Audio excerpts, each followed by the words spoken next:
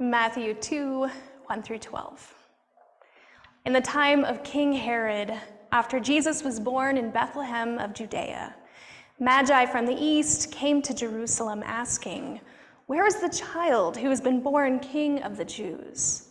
For we observed his star in the east and have come to pay him homage." When King Herod heard this, he was frightened, and all Jerusalem with him. And calling together all the chief priests and scribes of the people, he inquired of them where the Messiah was to be born. They told him, "In Bethlehem of Judea, for so it has been written by the prophet. And you, Bethlehem, in the land of Judah, are by no means least among the rulers of Judah. For from you shall come a ruler who is to shepherd my people Israel." Then Herod secretly called for the Magi and learned from them the exact time when the star had appeared. Then he sent them to Bethlehem, saying, "Go and search diligently for the child. And when you have found him, bring me word so that I may also go and pay him homage." When they had heard the king, they set out, and there, ahead of them, went the star that they had seen in the east, until it stopped over the place where the child was. When they saw that the star had stopped, they were overwhelmed with joy. On entering the house, they saw the child with Mary, his mother, and they knelt down and paid him homage. Then, opening their treasure chests, they offered him gifts of gold, frankincense, and myrrh. And having been warned in a dream not to return to Herod, they left for their own country by another road. This is the word of God for the people of God. The people say, "Thanks be to God." Will you pray with me? May the words of my mouth and the meditation of each heart be acceptable in your sight, O God, our rock and our Redeemer. Amen. The Magi in Matthew's gospel bears little resemblance to the Magi in our traditional Christmas programs. You know, the ones where the Magi show up right after the shepherds wearing Burger King crowns and carrying gifts to the baby Jesus. Matthew's gospel has no such shepherds. There's very little fanfare around the birth of Jesus in Matthew's writings. Matthew frames the beginning of Jesus' story with the genealogy of Jesus, an accounting of the many generations that go back to Abraham. Matthew's recounting of the people who had to be born and live so that Jesus could be born is a sermon in itself. And it includes several women, some of whom were non-Israelites and some who had questionable reputations. In other words, Matthew's genealogy of Jesus includes the people who so often didn't count in traditional records. Matthew then tells a short accounting of Mary and Joseph. The author establishes that Mary and Joseph were engaged. Mary was pregnant, and Joseph was not the father. There's an angel visit, and Joseph took Mary for a wife. Jesus was born in Bethlehem. Matthew's version lacks a lot of what we have come to celebrate as a journey, what we might think of as a significant part of Jesus' birth. While Matthew doesn't go into details around the journey to Bethlehem, Matthew still emphasizes how important the journey was. But he emphasizes the long journey, the one that required the help of many people, of many generations, of diverse faith and backgrounds. Enter the Magi. The Magi were not kings, they were astrologers. They studied the stars. Scholars believe these Magi were probably from Babylon, the seat of ancient astronomical studies. Magi often traveled to visit important kings. They were also probably not just three people traveling on a lonely journey. It would be more accurate to understand these travelers as a large procession of Magi, servants, and supplies who traveled weeks and even months to their destination.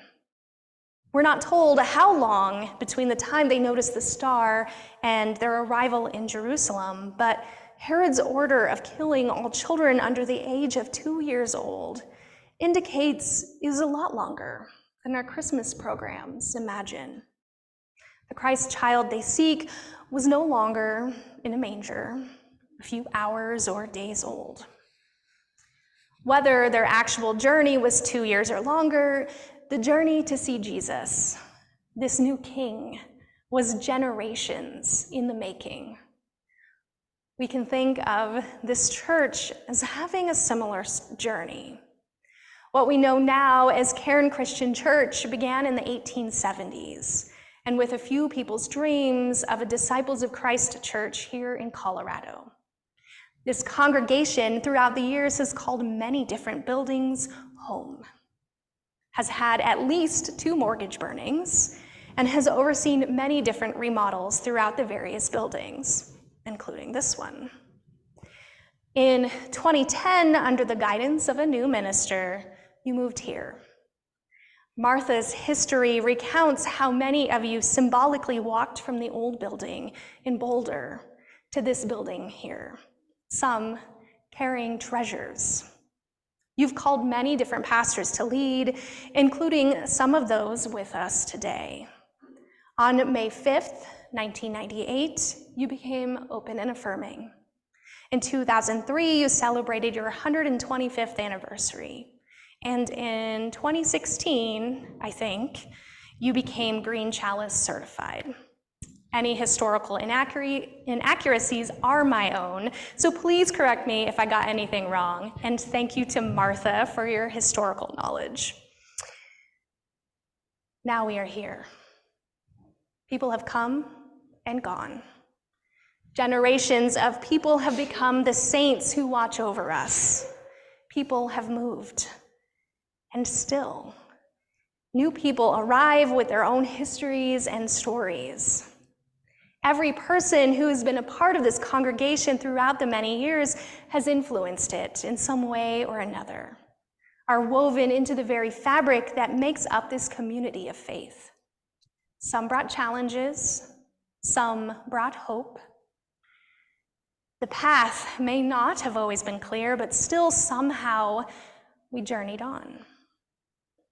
I had my own journey to get here, one that felt long and difficult and full of lessons to learn. I too am in this liminal space alongside you as we walk upon a path where we cannot quite see the destination, or perhaps even what the fall may bring. Perhaps that is the beauty in the Magi's long journey. They saw the heavens change and knew something was worth traveling for. They knew not what it was, just that when they got there, there would be something new, and that something new would bring more hope for future generations. I wonder how often one of the Magi or the many others who traveled with them complained. Did they ever get tired of the journey and wish they could just go back home to where things were comfortable? Did they lose any of their companions along the way? Did they ever wonder if they just imagined that star, that guidepost in the sky beckoning them forward? We've all been there, wondering why the journey was taking so long. How many of us have uttered how we wished things would just go back to how they were before a big event, before a loss or disappointment, before the pandemic, before something in our world changed. When I was in seminary, I had everything planned out, like the good Enneagram 1 that I am. Every semester, I knew what classes I needed to take, what classes I wanted to take, and how long it was going to take me. At Claremont, where I went to seminary, you have a choice between taking CPE, clinical pastoral education, or taking field ed, an internship with a congregation, or another context in which you wish to serve in the future. When I first began seminary, I felt that I was called to be a hospice chaplain. Many of the life-changing experiences I had that led me towards seminary involved death and birth and hospital settings. I felt within my core that that was where God was calling me.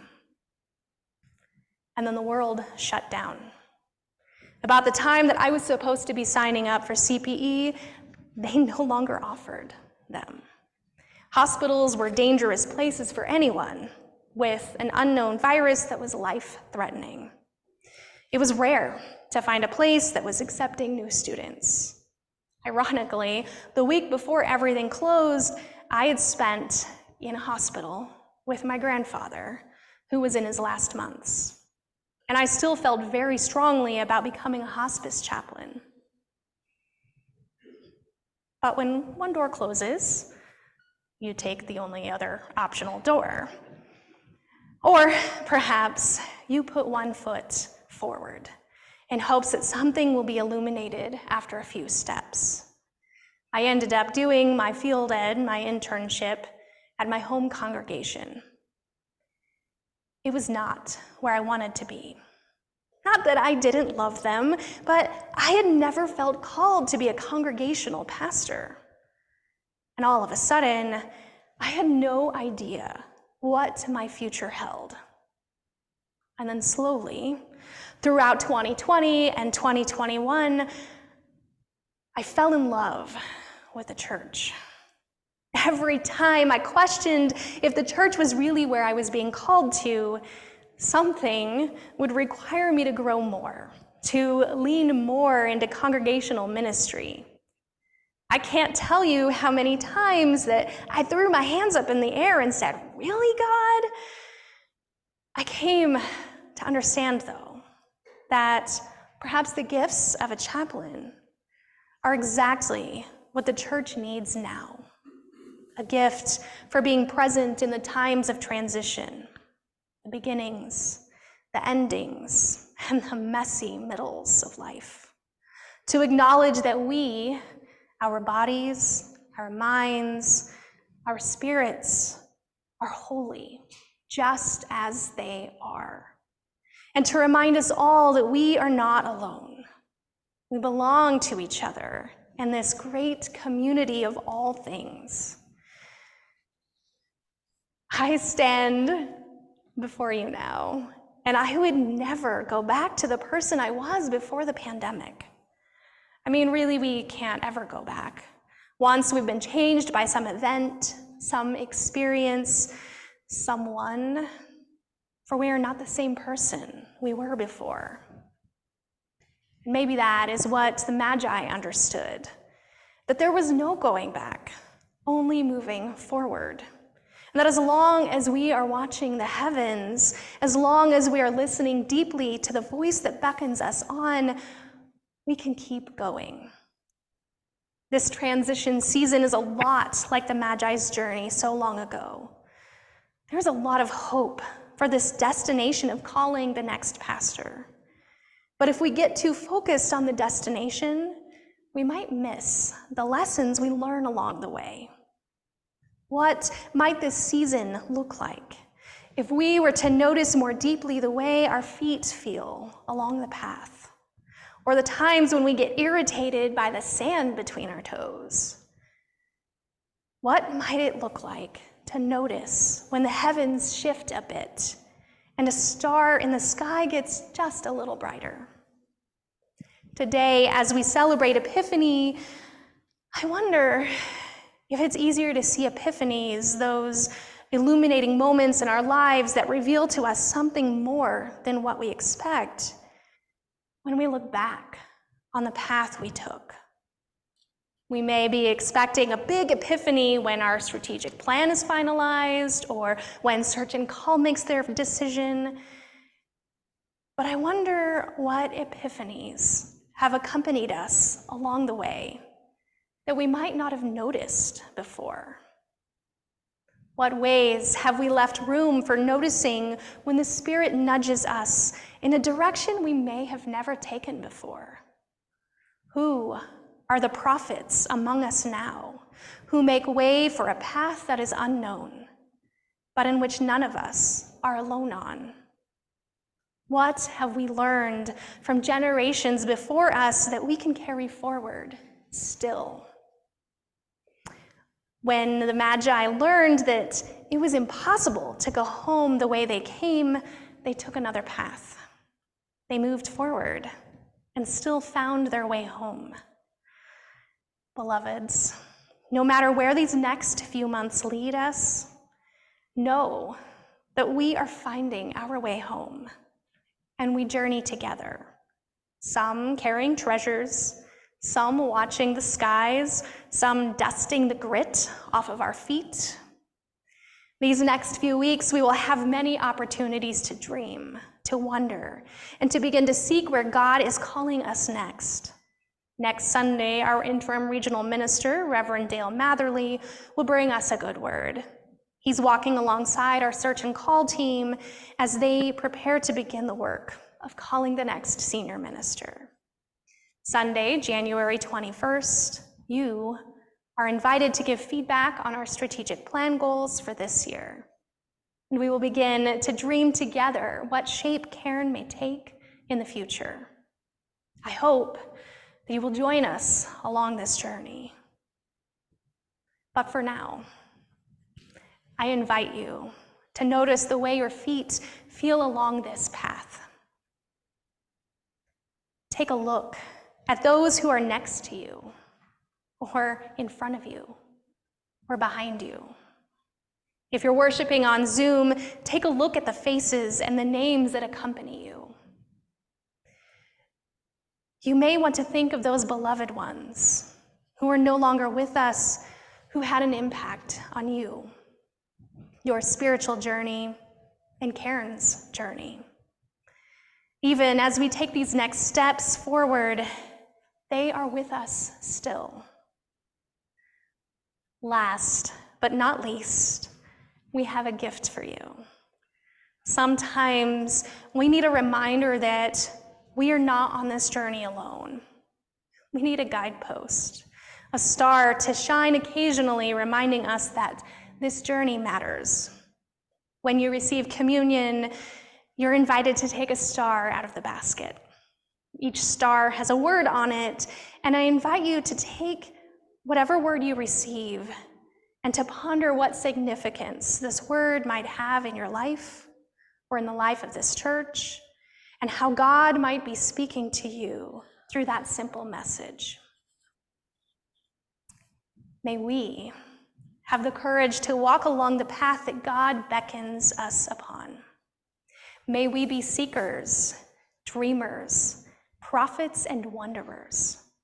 May we make room for holy breath that moves us along paths we might never seek on our own. And if we ever feel alone, may we look to each other and see God's love in the image of our friends.